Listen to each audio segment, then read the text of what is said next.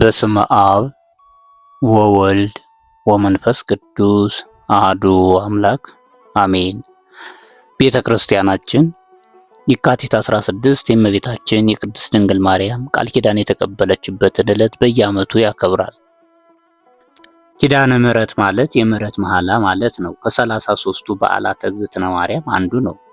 ይህስ እንደምን ነው ቢሉ ጢባሪዎስ ቄሳር ንጉሠ ሮም የነበረ ንጉሥ አይሁድ በመቀኝነት ጌታን ሰቅለው እንደገደሉት ሰምቶ ሲያዝን ይኖር ነበር። ከዕለታት በአንድ ቀን እኔ ቋሚ ለጓሚ ሚስቴ ገረድ ደንገጡር ሆነን እናገለግላት ዘንድ እናቱን ፈልጋችሁ አምጡልኝ ብሎ 200 ጭፍራ ላከ።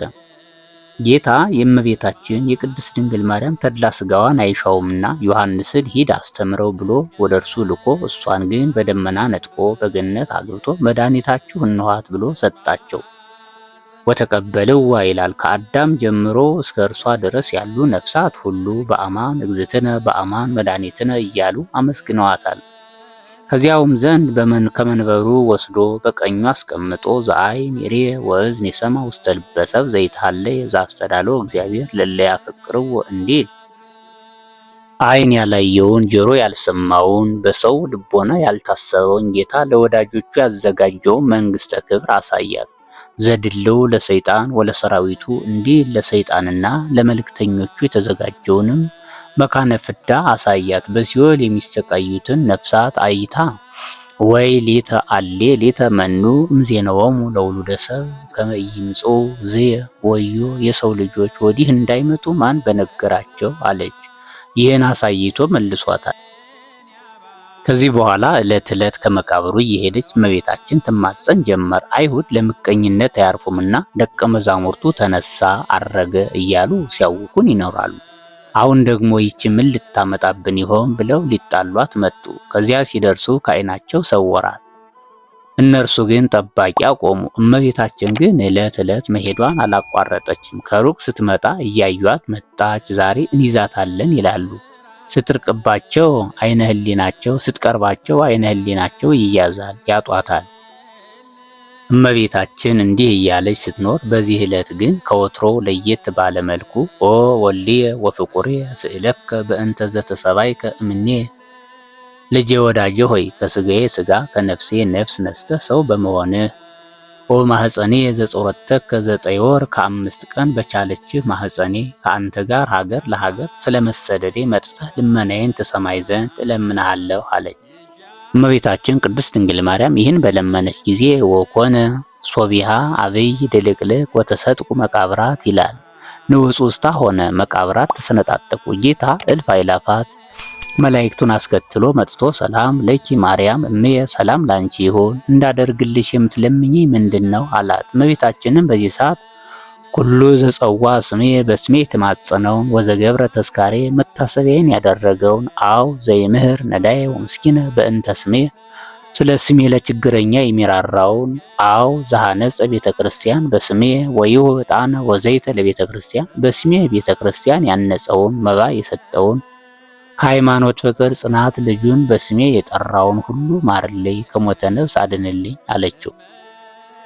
ጌታም ይህን ሁሉ እንዳደርግልሽ መሐልኩ ለኪ በርእሴ ወበአቡየ ሕያው ወመንፈስ ቅዱስ ብሎ ቃል ኪዳን ገብቶላት አድርጓል።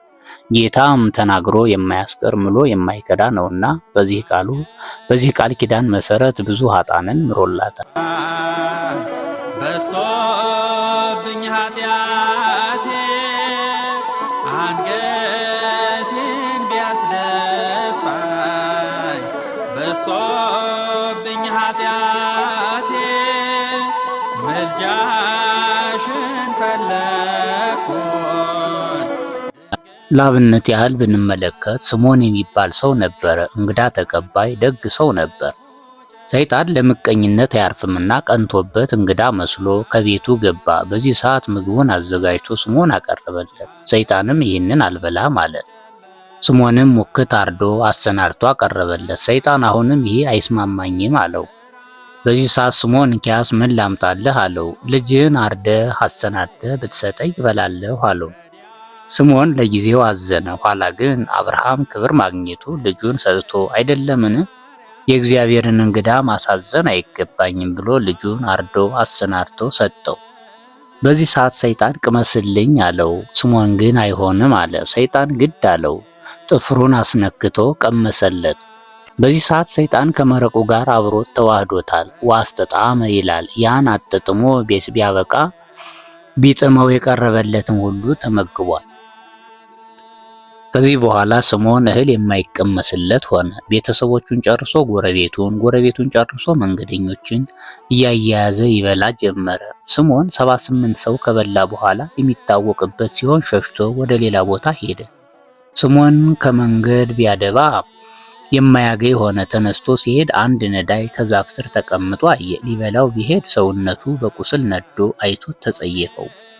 ውሃ በመንቅል ይዞ ነበርና ያም ነዳይ ውሃ ጽም ጸንቶበት ነበርና ውሃ ጠጣኝ ብሎ ለመነው። ስምዖን ግን ዝም አለው። ነዳዩም በስላሴ አለው። አሁንም ስምዖን ዝም አለው። በሚካኤል በገብርኤል እያለ ተማጸነው። አሁንም ስምዖን ዝም አለው። ነዳዩ በድንግል ማርያም አለው። በዚህ ሰዓት ልቡን መታው። እስኩ ድግም ቃለከ፣ እስኪ ድገመው አለ። ነዳዩም በድንግል ማርያም ውሃ ጠጣኝ አለው። ይችንስ እንደምታድን በልጅነት የሰምቻለሁ ብሎ መንቅሉን ሰጠው። ንቃቃቱ እንኳ ሳይርስለት ጨረስክበይ ብሎ ነጥቆት ሄደ።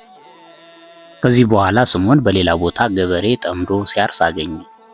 በዚህ መንገደኞች አያልፉምን ብሎ ገበሬውን ጠየቀው። ገበሬውም አያልፉም አለው። ጦሩን ይዞ ዞር እስኪልለት ይጠብቀው ጀመረ።